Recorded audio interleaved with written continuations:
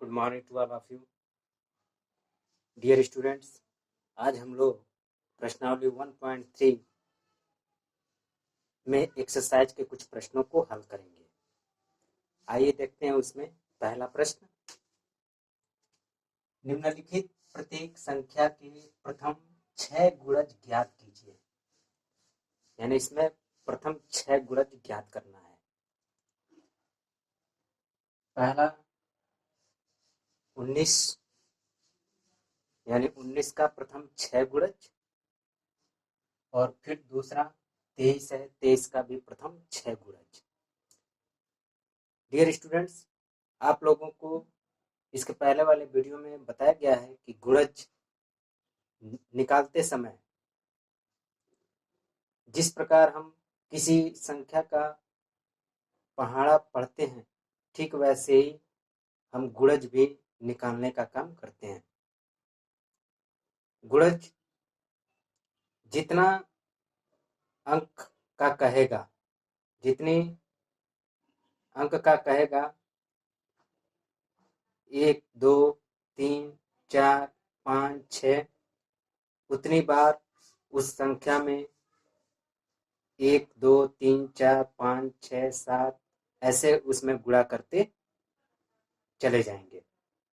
जैसे यहाँ पे 19 का निकालना है 6 गुणज, तो इसलिए गुणज निकालने के लिए जैसे किसी संख्या का हम पहाड़ा पढ़ते हैं, ठीक वैसे ही गुणज भी निकालने का काम वैसे ही करते हैं। यानी जितना गुणज कहेगा निकालने के लिए उतनी बार तक पहाड़ा पढ़े तो गुणज प्राप्त हो जाएगा। जैसे 19 का निकालना है तो 19 का प्रथम 6 गुणज, 19 का प्रथम 6 गुणज, 19 गुणे 1 बराबर 19, फिर 19 गुणे 2, 19 दूना 38, फिर 19 गुणे 3, 19 तिया 57, फिर 19 गुणे 4, 19 चौको 76, फिर 19 गुणे 5, 19 पचे 95, फिर 19 गुणे 6 114। यानी प्रथम 6 गुणज निकालना है, इसलिए 6 तक ही। 8 तक का था तो फिर 19 गुणे 7, 19 गुणे 8। अगर केवल 3 तक का था तो 19 गुणे 1, 19 गुणे 2, 19 गुणे 3, 3 तक। अगर 5 तक का था तो 19 गुणे 1, 19 गुणे 2, 19 गुणे 3, 19 गुणे 4, 19 गुणे 5। तो 19 का प्रथम 6 गुणज 19, 38, 57, 76, 95, 114। फिर ऐसे ही 23 का भी हमको प्रथम 6 गुणज निकालना है, तो ठीक ऐसे ही उसको भी हम निकाल लें। तो 23 गुणे 1, 23 गुणे 2, 23 गुणे 3, 23 गुणे 4, 23 गुणे 5 और 23 गुणे 6। गुणा कर लीजिए। 23 से कम 23, 23 दूना 2 तिहाई 6, 2 दूना 4, 46। फिर 23 में 3 का 3 3 के 9, 3 दूना 6। फिर 23 का 4 में 4 तिहाई 12, 4 दूना 8 1 9, 92। फिर 23 में 5 का तो 5 तिहाई 15 और 5 दूना 10 1 11, 115। फिर 23 में 6 का तो 36 18, 6 दूना 12 1 13। यानी 23 का प्रथम 6 गुणज 23 गुणे 1 बराबर 23, 23 गुणे 2 बराबर 46, 23 गुणे 3 बराबर 69, 23 गुणे 4 बराबर 92, 23 गुणे 5 बराबर 115, 23 गुणे 6 बराबर 138। यानी 23, 46, 69, 92, 115 और 138। यही प्रथम 6 गुणक हो जाएगा। नेक्स्ट अगला क्वेश्चन है, निम्नलिखित प्रत्येक संख्या के सभी गुणनखंड ज्ञात कीजिए। तो यहाँ पे गुणनखंड ज्ञात करना है। तो गुणनखंड के लिए बताया गया है कि किसी दी हुई संख्या को पूर्णतः विभाजित करने वाली संख्या को दी हुई संख्या का गुणनखंड कहा जाता है। यानी जिस भी संख्या का गुणनखंड निकालना है, ये देखना है कि वो संख्या किस किस से विभाजित हो सकती है, वही उसका गुणनखंड हो जाएगा। तो यहाँ पे 76 का गुणनखंड निकालना है। तो एक तो किसी भी संख्या का गुणनखंड अवश्य होता है, इसलिए 1 गुणे 76, फिर 2 से भी 76 विभाजित हो जाएगा 38 बार में, तो 2 गुणे 38, फिर 4 से भी 76 विभाजित हो जाएगा 19 बार में, इसलिए 4 गुणे 19। अब इसके अलावा अन्य कोई आगे संख्या नहीं है जिससे 76 विभाजित हो जाए, इसलिए अब जिससे जिससे भी विभाजित हुई है उन संख्याओं को हम आरोही क्रम में लिख दें तो वही उसका गुणनखंड हो जाएगा। यानी अतः 76 के सभी गुणनखंड आरोही क्रम में इन संख्याओं को लिख दें। यानी 1, 2, 4, फिर 19, 38 और 76। यानी 76 के सभी गुणनखंड क्या क्या होंगे? तो 1, 2, 4, 19, 38 और 76। तो किसी भी संख्या के दो गुणनखंड तो अवश्य होते हैं। पहला 1 जो किसी भी संख्या का गुणनखंड होता है, और दूसरा वह संख्या जिस संख्या का गुणनखंड निकाला जाता है। तो 1 और 76 ये तो गुणनखंड होगा ही होगा, बाकी 2 से भी 76 विभाजित हो जाएगा, 4 से भी हो जाएगा, 19 से भी हो जाएगा, 38 से भी हो जाएगा। ऐसे ही हमको 94 का भी गुणनखंड निकालना है।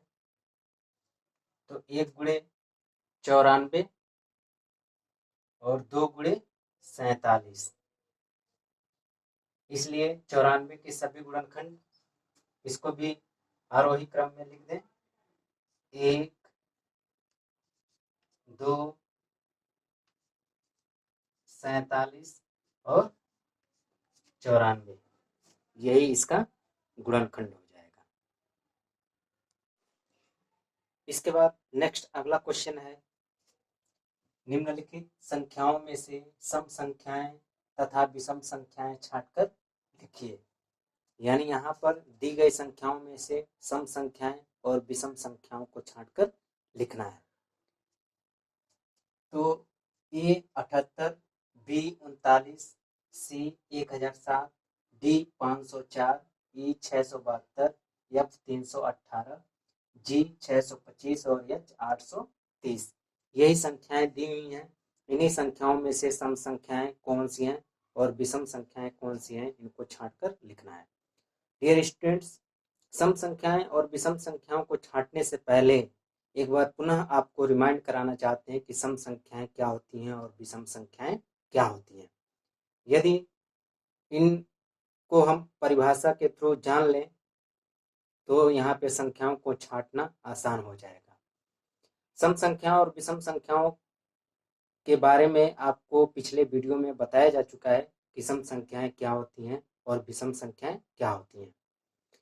पुनः सम संख्या मीन्स ऐसी संख्याएं जो 2 से पूर्णतया विभाजित हो जाती हैं, यानी 2 से पूरी पूरी विभाजित होने वाली संख्याएं सम संख्याएं कहलाती हैं। सम संख्याओं कि इकाई का अंक 0, 2, 4, 6, 8 होता है। वैसे ही विषम संख्याएं मीन्स ऐसी संख्याएं जो 2 से पूरा पूरा विभाजित नहीं होती हैं, ऐसी संख्याएं विषम संख्याएं कहलाती हैं। विषम संख्याओं में इकाई का अंक 1, 3, 5, 7, 9 होता है। तो आइए हम सम और विषम संख्याओं को छांटकर लिखते हैं। तो सम और विषम संख्याओं को छांटकर लिखना है, इसलिए लिख लें सम संख्याएं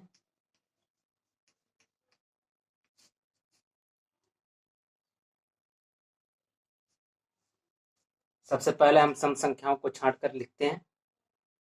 तो सम संख्याओं में जिनका इकाई का अंक 0, 2, 4, 6, 8 होगा वो सम संख्याएं होंगी, या जो 2 से पूरा पूरा विभाजित होगी।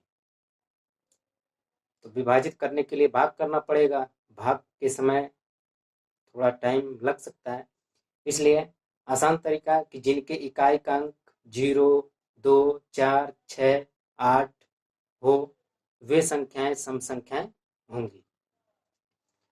जैसे यहाँ पे 78 है, 78 में 8 इकाई का अंक 8 है, ये 8 सम संख्याएं होंगी।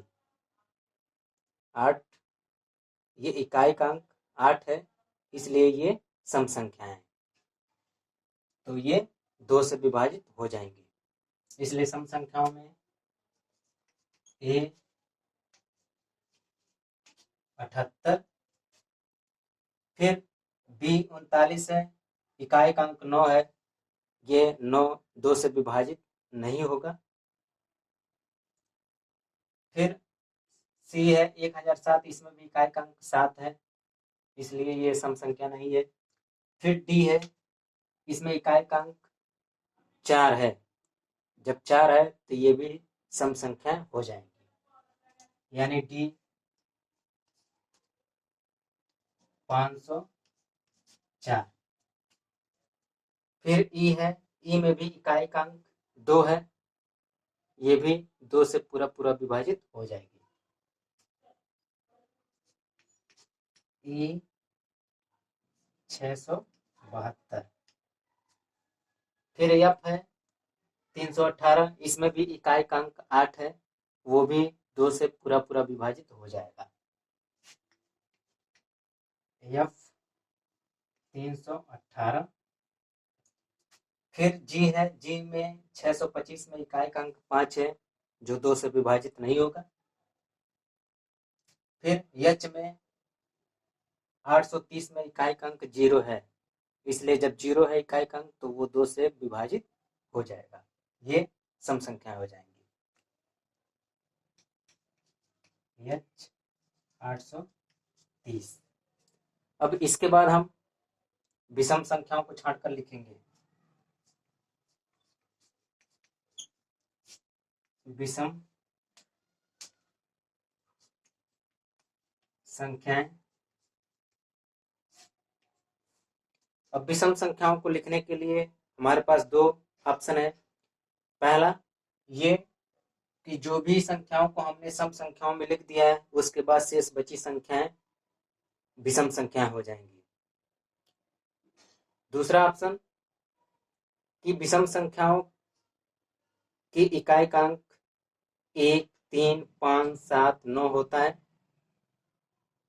तो यदि ऐसे इकाई का अंक 1, 3, 5, 7, 9 है तो वे विषम संख्याएं हो जाएंगी। तो यहाँ पे बी में इकाई का अंक 9 है, इसलिए ये विषम संख्याएं हो जाएंगी। बी 39।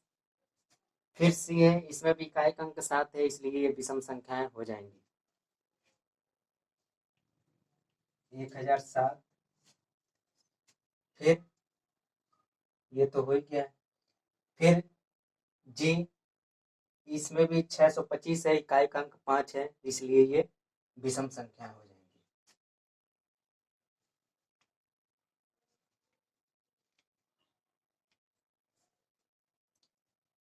बाकी अब कुछ नहीं बचा है।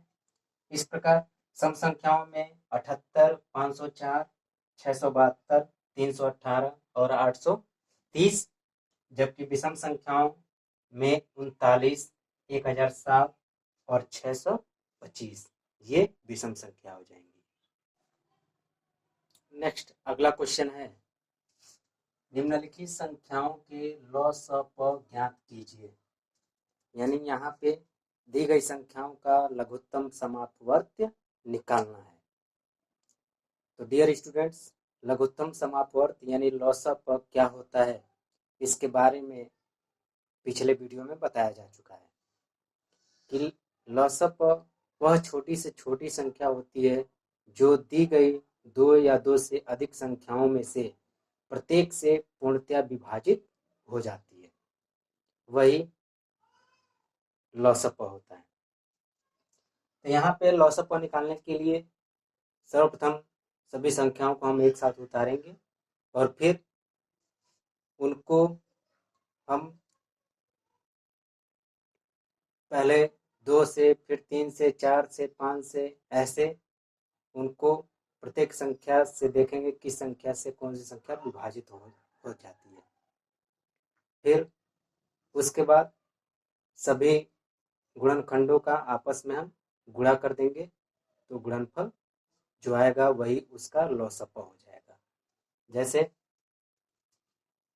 15, 35 और 40 का लॉसअप निकालना है, तो सबसे पहले इन तीनों को उतार लें, 15, 35 और 40। फिर इसके बाद सबसे पहले हम छोटी संख्या से भाग करते चलेंगे, देखेंगे कि वह किससे कटती है। यानी 2 से काटेंगे, फिर यदि 2 से नहीं कटती है तो फिर 3 से, फिर 3 के बाद 4 से, फिर 4 के बाद 5 से, ऐसे सीरियल से एक एक संख्या से हम काटते हुए आगे बढ़ेंगे। तो यहाँ पे देखें 2 से संख्याएं अभी कट सकती हैं, इसलिए सबसे पहले 2 से हम काटेंगे। 15 नहीं कटेगा, तो जो संख्याएं नहीं कटेंगी उसको हम वैसे उतार देंगे। 15 नहीं कटेगा इसलिए 15, 35 भी नहीं कटेगा इसलिए 35 को उतार दे वैसे। फिर 2 से 40 20 बार में कट जाएगा इसलिए 20। फिर इसके बाद अभी भी ये संख्याएं 2 से विभाजित हो सकती हैं, इसलिए अभी 2 से भी काटेंगे, तो 15 विभाजित नहीं होगा, 15 उतार दें। फिर 35 भी नहीं कटेगा इसलिए 35 को वैसे उतार दें। फिर 20, ये 20 2 से 10 बार में कट जाएगा। फिर अभी भी 2 से विभाजित होगा, इसलिए 2 से अभी काटेंगे, 2 से 15 नहीं कटेगा इसलिए 15 उतार दें। फिर 35 भी नहीं कटेगा, 35 को वैसे उतार दें। फिर 10 5 बार में कटेगा। फिर इसके बाद अब ये संख्याएं 2 से कटने वाली नहीं है, इसलिए अब 2 के बाद 3 से हम चेक करेंगे। 3 से काटेंगे, तो 3 से ये संख्याएं कट सकती है, तो 3 से 15 5 बार में कट जाएगा। 35 नहीं कटेगा इसलिए 35 को उतार दें। फिर 5 भी नहीं कटेगा इसलिए 5 को भी उतार दें। फिर इसके बाद अब 3 से ये कटने वाली नहीं है, फिर 4 से भी कटने वाली नहीं है, तो फिर 5 से काटेंगे। 5 से ये 5 एक बार में, 5 सत्ते 35 7 बार में, और फिर 5 एकम 5 एक बार में। फिर अब इसके बाद लास्ट में 7 से कटेंगी, इसलिए 7 से, 7 एकम 7, 7 एकम 7, 7 एकम 7। अब इन सभी का जिससे कटी है सभी का हम आपस में गुणा कर दें, तो जो गुणनफल आएगा वही दी गई संख्याओं का लॉसअप हो जाएगा। अतः लॉसअप इक्वल टू 2 गुणे 2 गुणे 2 फिर गुणे 3 फिर गुणे 5 फिर गुणे 7। यानी इसमें किसी भी अंक को छोड़ना नहीं है, सभी को लिखकर आपस में उसका गुणा कर दें। अब गुणा करेंगे तो 2 दूना 4 दूना 8 8 त्रिके 24 24 में 5 का 24 में 5 का 5 चौको 20 5 दूना 10 दो 12 120 120 में 7 से तो 7 सुनाए सुन 7 दूना 14 7 एकम 7 एक 8 यानी 840 मीन्स 15 35 और 40 का लॉस ऑफ 840 होगा। नेक्स्ट अगला क्वेश्चन है, निम्नलिखित संख्याओं के मौसप ज्ञात कीजिए। यानी यहाँ पे महत्तम समापवर्त निकालना है, मौसप निकालना है। तो मौसप वह बड़ी से बड़ी संख्या होती है जो दी गई 2 या 2 से अधिक संख्याओं को पूरा पूरा विभाजित कर देती है, वही दी गई संख्याओं का मौसप होता है। तो मौसप निकालने के लिए सबसे पहले छोटी संख्या से हम बड़ी संख्या में भाग करते हैं। तो जैसे यहाँ पे संख्या दी गई है 364 और 476 का मौसप ज्ञात करना है। तो छोटी संख्या 364 है और बड़ी संख्या 476 है। तो छोटी संख्या से बड़ी संख्या में भाग करेंगे। तो 364 से 476 में भाग करेंगे तो एक बार जाएगा 364 6 में से 4 गया 2 7 में से 6 गया 1 4 में से 3 गया 1। फिर अब इससे इसमें अब भाग करेंगे। अभी इसको हम यहाँ पे अंदर उतारेंगे 364 और फिर अब इससे इसमें भाग करेंगे तो ये 3 बार जाएगा 3 दूना 6 3 एकम 3 3 एकम 3 14 में 6 गया 8 5 में 3 गया 2 कैंसिल। फिर अब 112 को अंदर उतारेंगे और उसमें भाग करेंगे तो 28 से 112 में तो ये 4 से कटे 4 बार में कटेगा 4 बट्ठे 32 और 4 दूना 8 3 11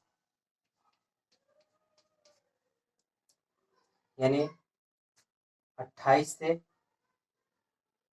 लास्ट में विभाजित हो रहा है, इसलिए 364 और 476 का मौसप 28 हो जाएगा। अतः मौसप इक्वल टू 28, यही हमारा आंसर हो जाएगा। नेक्स्ट अगला क्वेश्चन है, दो संख्याओं का लौसप 336 तथा मौसप 12 है। यदि एक संख्या 84 है तो दूसरी संख्या ज्ञात कीजिए। मीन्स दो संख्याओं का लौसप और मौसप दिया हुआ है, उसमें एक संख्या का मान भी दिया हुआ है तो दूसरी संख्या का मान पूछ रहा है। ऐसे क्वेश्चन में हम सूत्र फॉलो करेंगे। यहाँ पे सूत्र होता है दूसरी संख्या निकालना है, इसलिए दूसरी संख्या बराबर लसप गुणे मसप बटे पहली संख्या।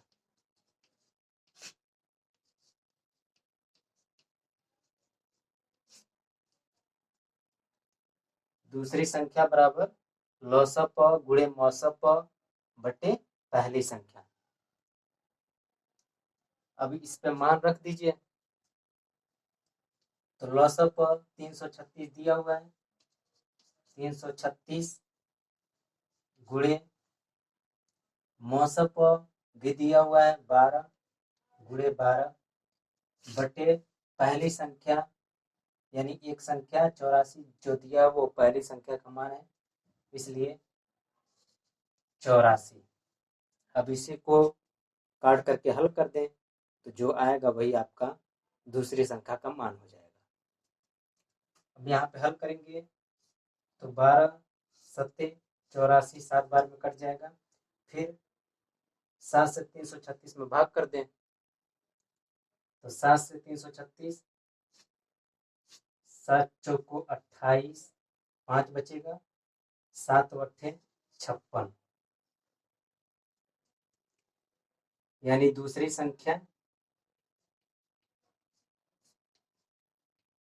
संख्या बराबर 48 होगा। यही हमारा आंसर हो जाएगा, दूसरी संख्या 48 होगा।